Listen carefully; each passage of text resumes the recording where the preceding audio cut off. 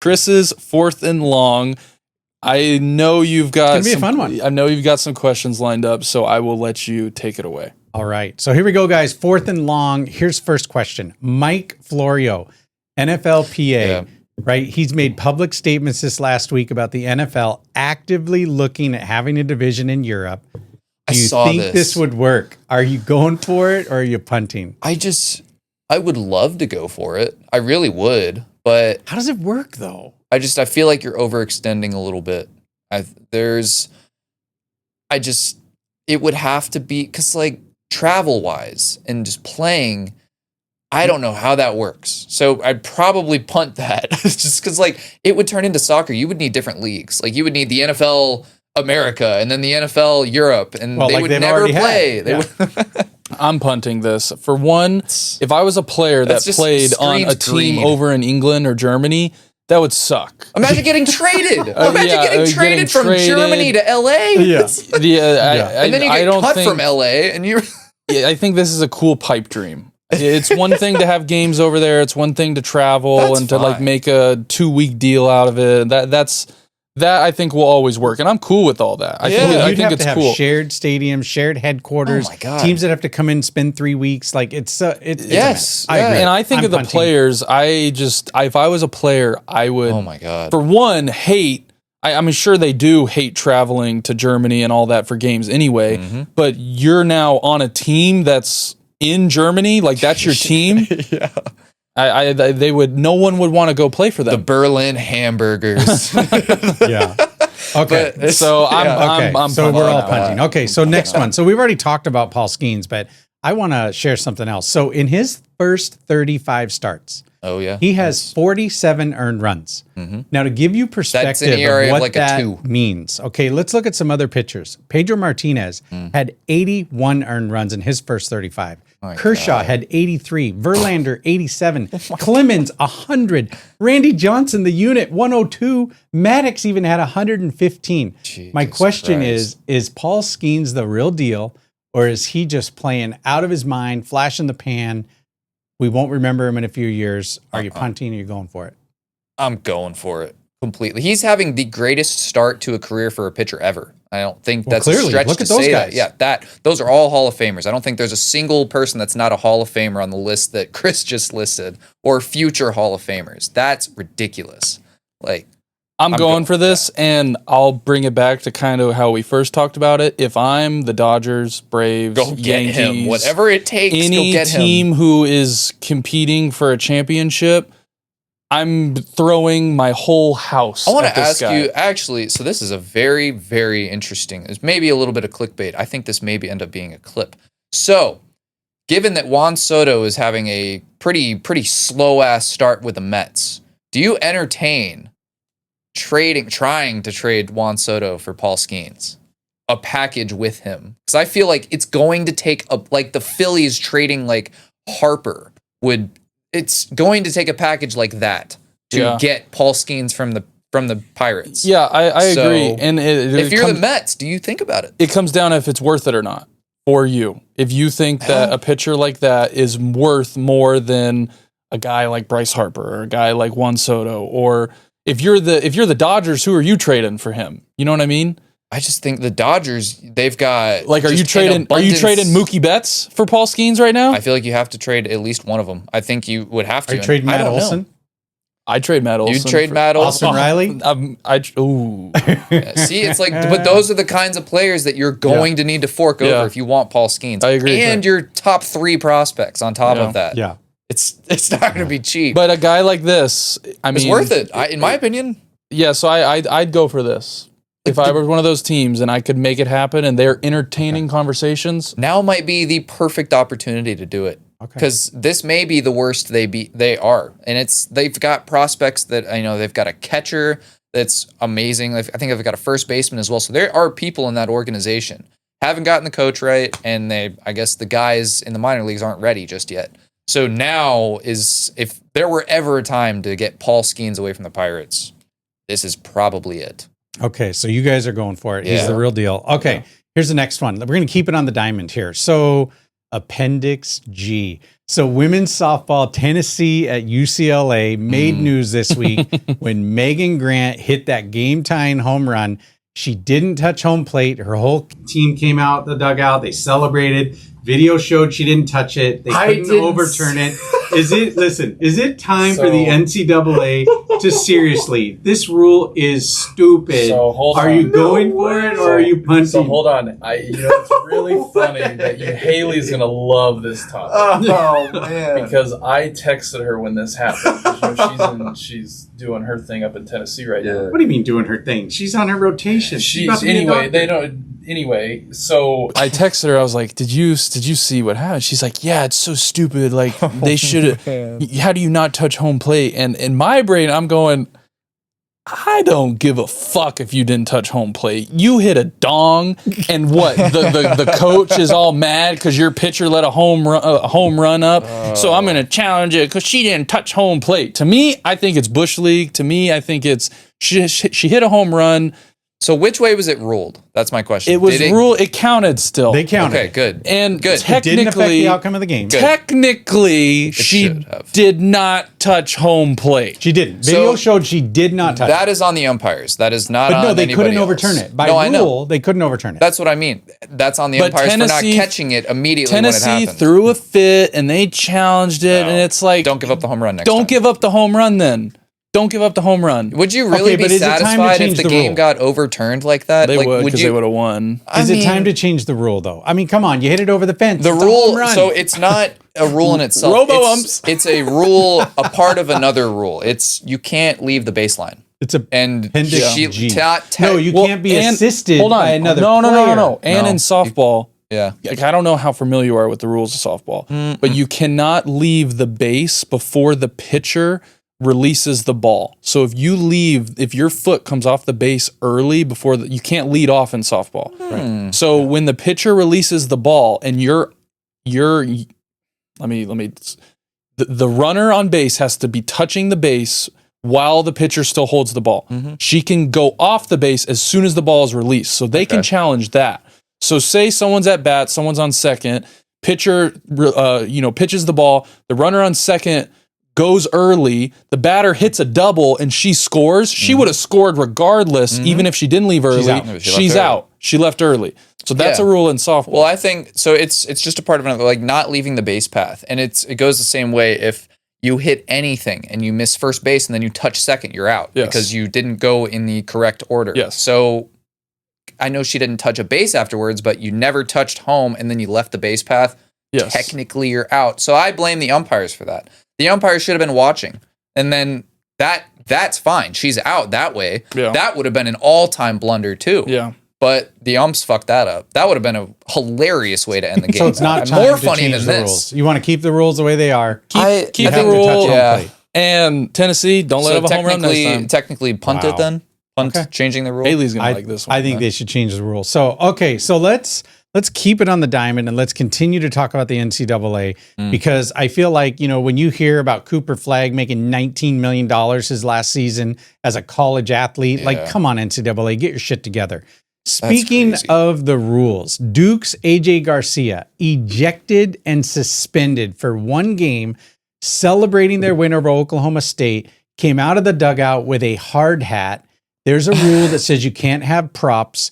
They booted him for this. He's their number 2 hitter. The guy's a stud. Do you agree with this rule? Are we punting? Are we going for it? I have a lot of opinions on college baseball to where I think, like, you see videos of all the pitchers and like calling. It's to me, it's way too much. And I don't know where the ego comes from with social media. They know they're being recorded. To me, it's way too. You don't see any of this going on in the MLB for good reason because there's a lot of respect, and I just feel like there's even like the Tennessee coach.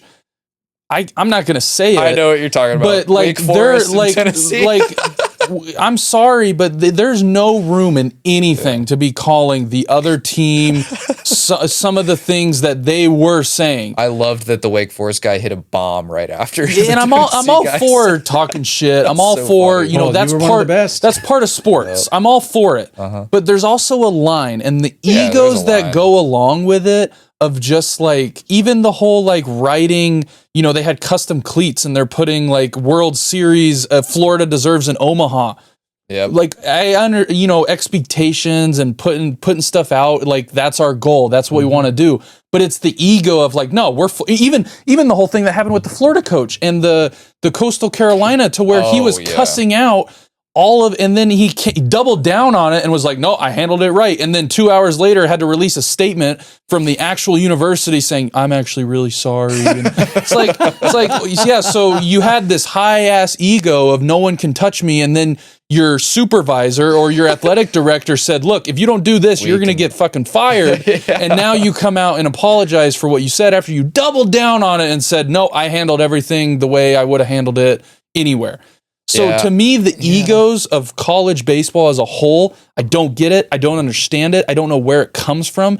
And it does annoy me a little bit to how some of these players act. But it also goes on, you know why they act the way they act, because that's how their coaches act. Yeah, that's a good so point, actually. The players are seeing how their coach is handling the umpires, the athletic directors, all the small guys or all those people. So of course, naturally, monkey see, monkey do, your players are going to treat those people or other people who they don't respect or view in a level of respect to the same way their head coach does. That's true. And the egos, it's out of control. So to me, I don't even really remember your original question. So he was talking about how a player got suspended. One of their best players got suspended for taking a hard hat. That is stupid. Wearing a prop out of the dugout. Now, I get you see MLB they have to have a teams do line, that. but I mean, come on.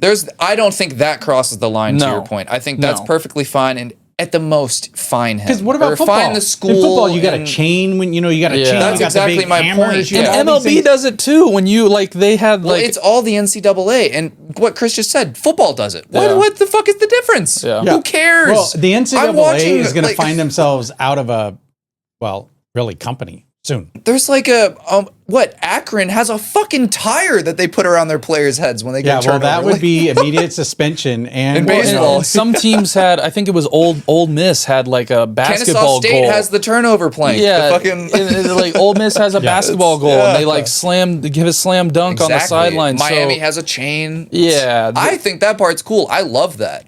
I wish I would have seen the Duke shit, because I think that's great. That's harmless. No. Yeah, it's harmless. And it's not like it was in front of the other team's bench. If he walked over to the other dugout and then put the helmet on in front of them, I'd understand. Yeah, the game was actually over, by the way. The game was over. You're walking to your dugout. You're celebrating with your team. You're celebrating with your coaches. I have no problem Stop with taking the fun out of sports. Having your own thing. And you see MLB does it. Exactly. NFL does it. Everyone does it. Let them have fun. Yeah.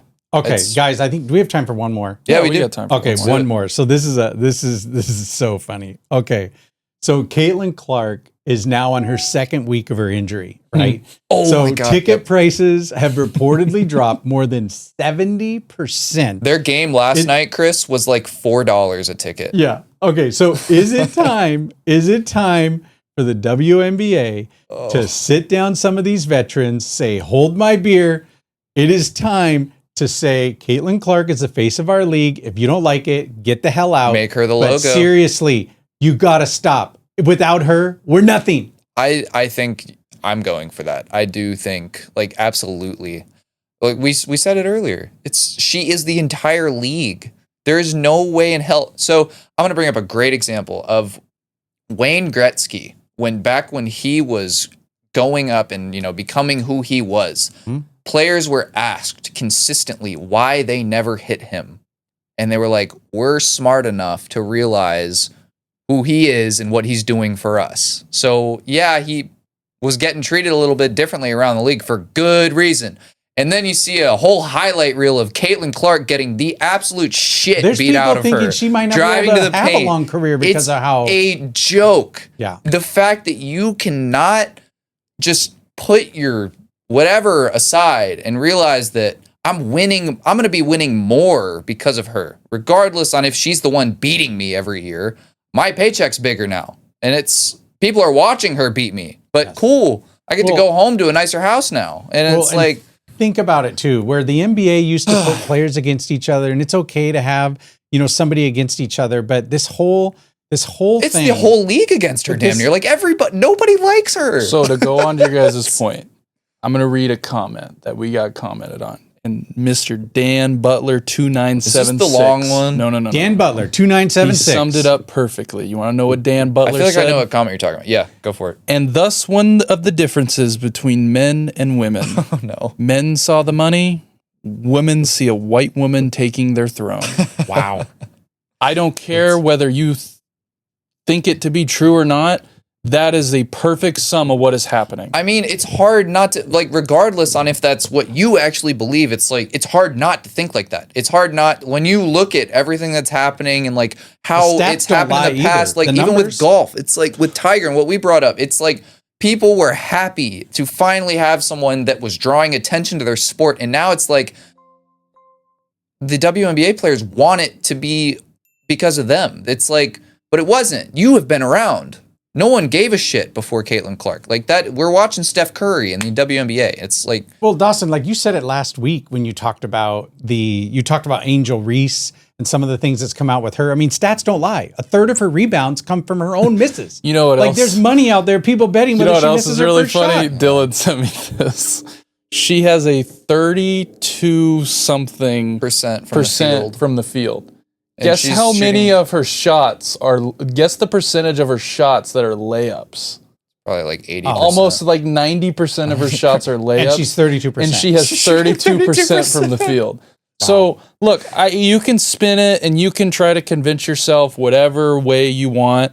I think it's two great examples of what we said last week with Tiger Woods and what he did for that. Yes. What those golfers saw Tiger as. Yes. What you literally just brought up with Wayne Gretzky, how I don't want to hurt him. If he's out, less people watch our games. The only reason we have people in the stands right now is because of him. Exactly. And if I do something cool, then it's like, wow, that guy, that was awesome. You're seeing Caitlin Clark, taking shots to the head, and it's like she's driving into the paint, and now she's got an injury. I don't get it. I don't understand why people don't just sit down and think for a second. Realize, okay, yeah, it's annoying that she's that great and that, all the attention's on her, but there are other great, talented people in the NBA or the WNBA that are going to get more recognition thanks to her. And they deserve it, but it didn't start with them. This is like, we're watching the NBA or the WNBA finally grow. And I think it's not going to if they don't open up to this. No, they don't. Yeah, you're right. It's already not. Okay, we have time for one more. And I wasn't going to do this one, but we got to do it because it just came out a couple of days ago. You probably saw the second preview to Happy Gilmore 2. Dawson and I talked about this. I didn't know we were going to ask this question, but I'll just ask you guys. Our greatest fears have been realized. Now that you've seen the second preview, are we going for it or are we punting on this movie? Like, what is it going to do to the legacy of Happy Gilmore? I'm going to punt this movie like 50 yards into the air. Dude. It's on Netflix. You don't even have to pay extra for it. I hear you. I really do. And I had the same reaction you did. It is going to be a story about how he tried to get his daughter to play golf and she decided she wanted to dance. And it's going to be a whole movie about him creating a relationship with her. Clip me on this, because in like 2 months when it's out, I'm going to be right. And I'm not going to be happy about it, but it's going to be a wholesome family movie with some golf added to it. That was a good one. Not going to be happy about it. Not going to be happy about it. Was it good? Punt. You didn't even know. Punt. I feel like it's the same story. Remember, Happy Gilmore 1 was about. Remember, it was about the grandmother getting booted out of her house, so he needed to go make that money to save her mortgage. And now it's something about his daughter and her dance or something. I don't know. Look, it's going to end with him choosing between a golf tournament or going to her ballet recital. Or winning the golf tournament and then quickly driving to the and Shooter McGavin's going to be a comedic relief character. So guarantee it. I'm still going for it just because of the name on it. But I will say the trailer that came out, it looked like a clusterfuck of a bunch of huge celebrities. They were just like, "Hey, do you want to come be a part of the movie?" Hey, and here's like, John Daly. They were like, "Yeah, let's do it." Yeah, why not? Yeah, why not? I'll do it. Adam Sandler. So, oh gosh, I'm gonna watch it. And I'm going to try to enjoy it, but I do agree to where it literally just feels and it looks like a cluster of just it's gonna be a shit ton of random. And, seeing all the like the Scotty Schefflers and the Roy, that will be cool. It'll be fun. It's fine. It'll be fine, but is it going to really have like a cool... And this is the other thing. Are we really going into this expecting it to be like a good movie? No. So I think going into it with the expectation of, yeah, you know what? It's going to be a stupid, funny movie with a bunch of celebrities, random golfers. I hope it's funny. Yeah. That's my expectation of it. PG-13 Why movies. it's not like I'm going into it going, okay, I want to see an Oppenheimer type story layout and acting and all that. It's not going to be something like that. So with that expectation of it's a stupid movie on Netflix, I don't have to go pay money for it. Obviously, you know, Netflix costs money, but I'm not having to go to the movie theater. I'm not having to. I'll enjoy it and I'll have fun with it. Yep. Okay. I hope it's watchable. That's my one hope. You hope you don't want to have to turn it off within the first 30 minutes. There's your fourth and long. I hope you guys enjoyed it. There you go. Chris. Fourth and long. Another good one. It was good. So let's get back to it.